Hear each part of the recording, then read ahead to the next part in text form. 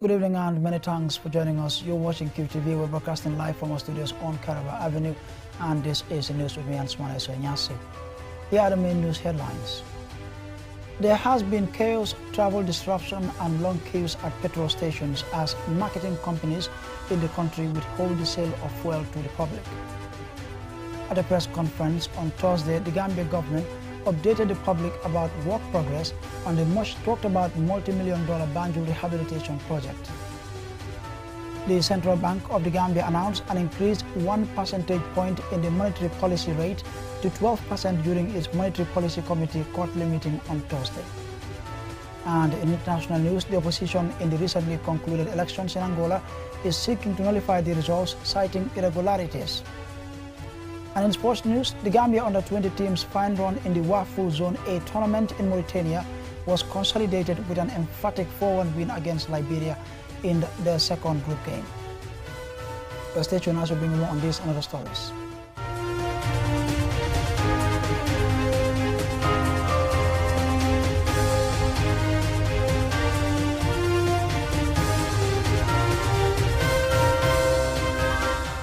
And we now take a look at the news in detail. Now, there is chaos, travel disruptions, and long queues at petrol stations as oil marketing companies in the country withhold the sale of fuel to the public. This follows a press conference exactly a month today when they raised concerns about the challenges they face due to the government's latest fuel retail prices. Ajibintu Drami has more. Woke up on Friday to the unpleasant news that petrol stations in the Gambia have hung up their pump hoses until further notice. All the private petrol stations we visited within the Greater Banjul area were not operating, and only the state-owned Gambia National Petroleum Company, GNPC, was dispensing fuel. Tamsi Jain, a taxi driver looking for diesel, explains. I've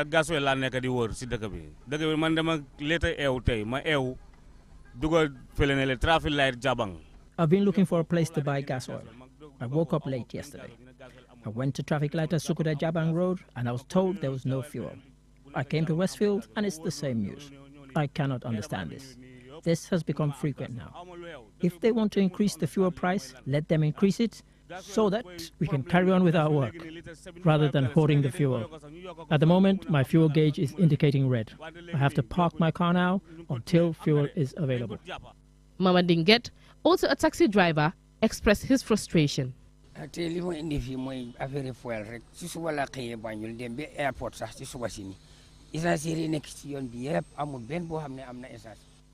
came to fill my tank.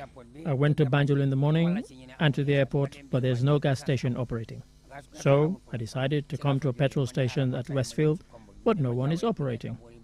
They said they can't sell because the government retail price is unfavorable for them.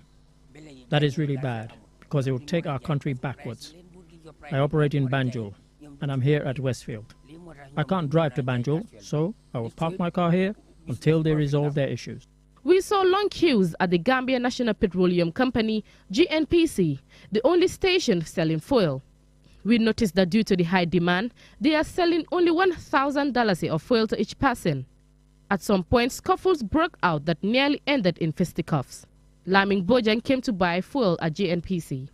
Unfortunately, it's very bad that customers wake up or consumers wake up in the morning and they have no fuel.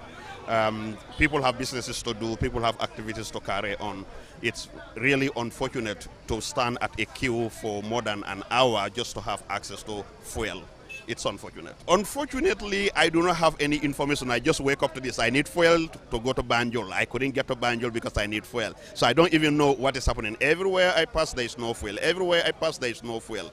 I think the necessary authority responsible for energy should do what they're supposed to do and on time to ensure that the sector is properly regulated in such a way that people do not have to just wake up and got stranded. Yes, I got some fuel. I have to park my car 200 meters away from here, and I'm able to secure this. On the 2nd of August, oil marketing companies gathered at the Gambia Chamber of Commerce and Industry, GCCI, to discuss their shared concerns over the government's new fuel retail price. They gave the government until Friday the 4th of August to discourse and come up with a solution. 1 month on, the consumers are now facing what many describe as a lack of compromise from either the government or the marketing companies. Ajibintu Drame, QTV News. Quite unfortunate, and we hope it's resolved soonest. Now, at a press conference attended by ministers and senior government officials, the Gambia government updated the public about work progress on the much talked about multi-million-dollar Banjul rehabilitation project. And the project's consultant highlighted developments to rehabilitate the capital city since the commencement of work in 2019. Mahmoud Lamin Chua tells us more. It is a press conference to update the public and clarify details about a project to rehabilitate the Gambia's capital, Banjul. And cabinet ministers, permanent secretaries and other government officials are present. The Minister of Information, Lamin Queen Jame, delivers the opening remarks. And since it became public concern,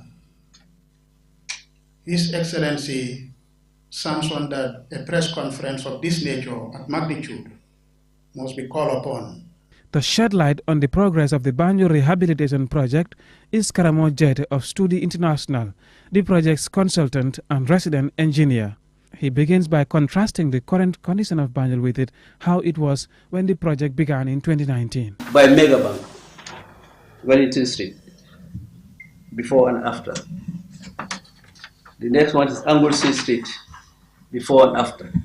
The next one is Picton, before and after. The next one is Hopkinson, before and after. The next one is Kent Street Drain, before and after. The $36 million project covers the rehabilitation of the capital's roads, sewage and drainage systems. Most of the roads identified for reconstruction in Banjul are reported to have been completed and most of the drains cleaned and covered. However, of major concern to residents has been the drainage system, especially in the wake of recent flash floods that hit the capital, displacing hundreds. The rehabilitation project required the installation of new pumps at the pumping house at Bond Road. The pumps are 75 kVA. Two of them. The transformer there was only 100 kVA. Tune function. So we decided to open a gate that will allow water to flow under gravity when there is low tide. And this was just about to be commissioned or started when the flooding happened. Fortunately, the pumps were here, and by the 8th of August, all the pumps, the two pumps and the gates were fully operational. With the pumping machines installed and operational, the consultant gives an assurance of a robust drainage system and believes that flash floods that affected the capital won't happen again. Pumps to discharge sewage into the sea have also been installed, but not without problems. But it's a problem. It is supposed to be lying on the seabed, but it has discharged from the seabed. As you can see now, standing up there, it's just discharging about 50 meters from the shoreline. It's a problem, and I'm sure most of us here know about the problem is, and we need to solve it. The Works Minister, Ibrahim Asila, takes most of the questions from journalists seeking clarifications on the project. He responds to a question about tax exemption for the contractor by the government by clarifying and displaying tax clearance certificates from the GRA showing that the contractor has been paying tax since 2019, adding that duty waivers were provided for the contractor, Guy Construction. Mahmoud Lamin Chua, QTV News. Now, the Monetary Policy Committee of the Central Bank of the Gambia convened its quarterly review of the current economic developments on Thursday and assessed the outlook for inflation and growth and increased the monetary policy rate by 1 percentage point to 12%. Ahmad Bijalo has the rest of that story.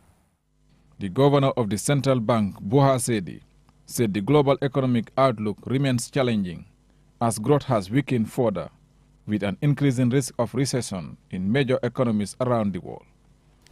Global inflation remains high, being fueled by high food and energy prices, persistent supply constraints, and currency pressures in some economies. Central banks around the world are tightening monetary policy in response to accelerating inflation, which has created tighter financial conditions and increased borrowing costs. On a positive note, international food prices have declined slightly in recent months. The forecast is for the economy to grow by 5.2% in 2022, an upward revision from 4.7% forecast in May 2022. This is based on higher than anticipated recovery in tourism activity, private sector credit, public sector investment, and steady private remittance inflows, which continue to support private consumptions and real estate activity. The balance of payments position continues to be under pressure on account of the ongoing shocks. Imports of goods increased by 12.9% year on year to US $317.5 million in the first half of 2022, mainly reflecting increased imports of energy, food, and vehicles. Governor Sedi said from March to July 2022, the dollar depreciated by 1.4% against the US dollar, but appreciated against all other major trading currencies. Fiscal operations continue to be expansionary. Growth in expenditure continues to outpace revenue generation as international trade tax receipts and non-tax revenue continue to decline. The stock of domestic debt stood at $38.4 billion in July 2022 from $37.2 billion in the same period last year. Low-income countries, especially in sub-Saharan Africa, are worse off as the cost of living rises, with increased risks of food insecurity, rapid diminishing physical space, and rising debt vulnerabilities. To the Gambian economic recovery strengthened in the first half of this year, and the outlook remains positive, benefiting from higher than expected pickup in tourism, stable private remittance inflows, private sector credit growth, and public sector investment. The committee has decided to increase the monetary policy rate by 1 percentage point to 12%, maintain the required reserve of commercial banks at 13%, and maintain the interest rate on the standing deposit facility at 3% and the standing lending facility at 13%. Reporting for QTV News, I am Omar P. Jallo. And the report there by Omar P. Jallo will lead us to the commercial break, but the news continues when we return.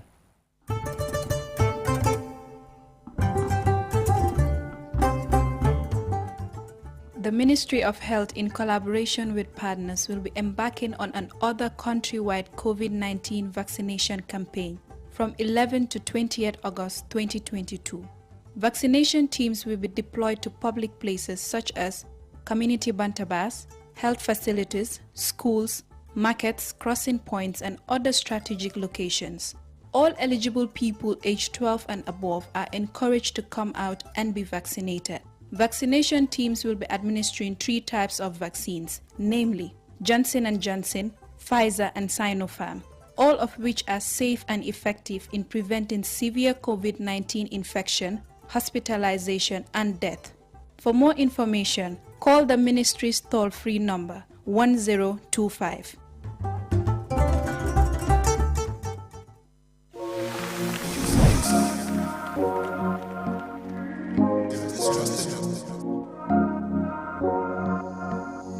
As the fastest growing GSM company in the Gambia, QCell has the widest 4G plus coverage in the country, 3 times faster internet speed than our competitors. So switch now and dial *335# and enjoy what true 4G feels like. QCell, Gambia's trusted network.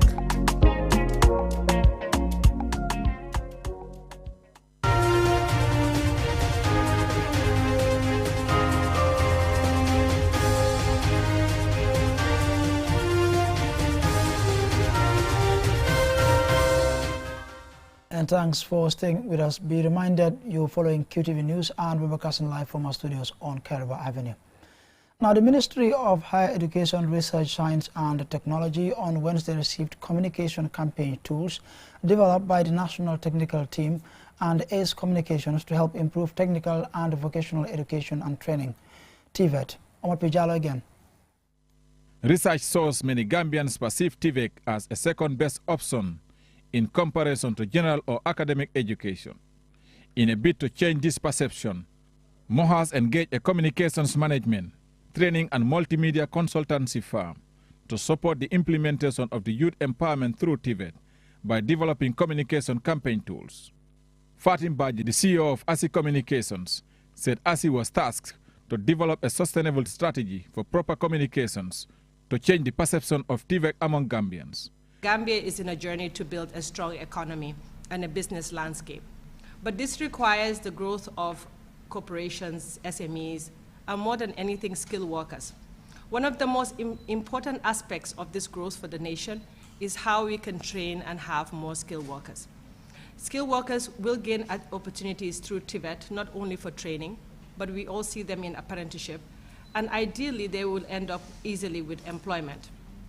Ndeban Juvndong, the Deputy Project Coordinator of the Youth Empowerment through TVET, said the overall goal of the project is to create an enabling environment that will give youths, especially girls and women, a better chance of finding decent employment by providing them with lifelong learning opportunities as recommended by UN SDGs.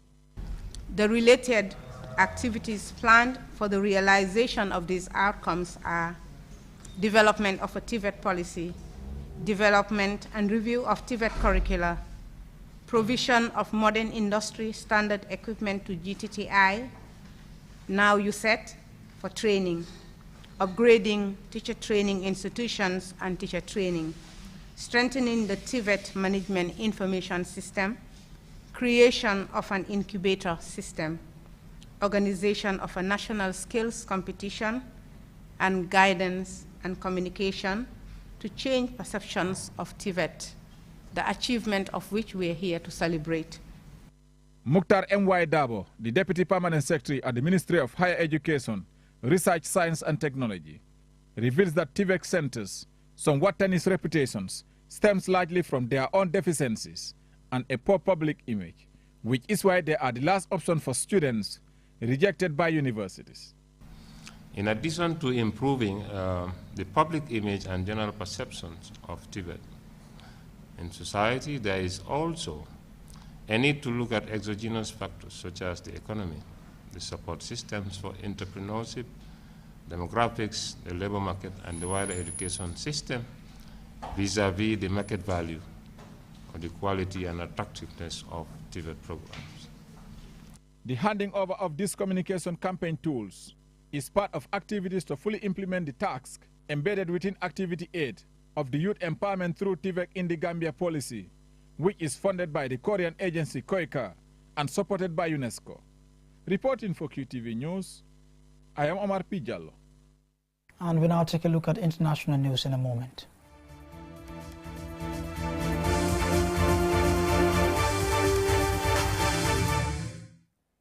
Now, globally, one hardly hears of election results being accepted by losing candidates or political parties.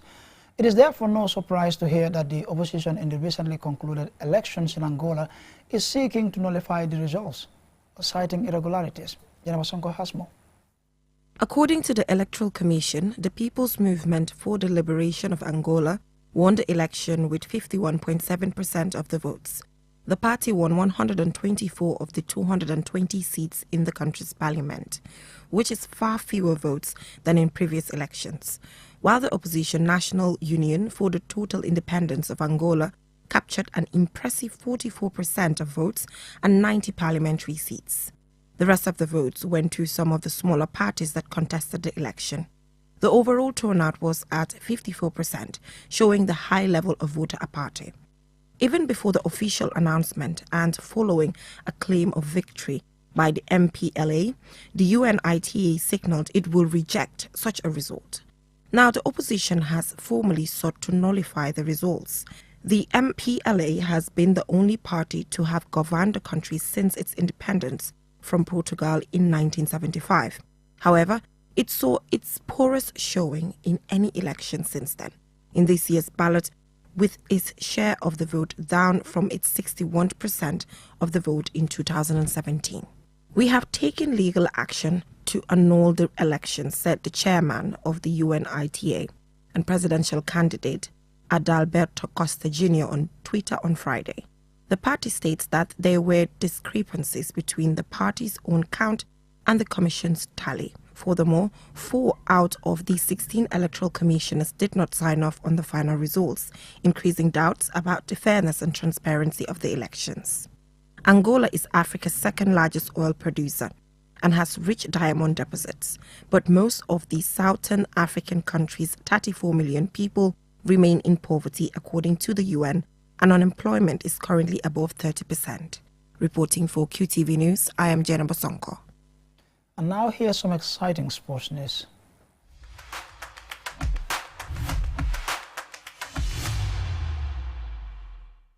The Gambia under-20 team's fine run in the WAFU Zone 8 tournament in Mauritania was consolidated with an emphatic 4-1 win against Liberia in their second group game. Our sports reporter Moudou Gajaka tells us more. Gambia under-20 coach Abdoulaye Bojang came out on top of his group as his side trashed Liberia, coached by Gambian Tafa Mane in the ongoing WAFU Zone A under-20 tournament in Mauritania. Adama Bojang, Babukar Fall, Mohamed Job and Mansour Mbai scored in the 17th, 33rd, 51st and 88th minute to give Gambia a resounding victory against Liberia, making it 2 wins in a row for the youth team in their group games. Liberia briefly posed a threat with an equalizer in the 26th minute, but Gambia's response was ruthless after that, as they restored their advantage 7 minutes later. This was how coach Abdoulaye Bojang reacted to his side's victory against Liberia.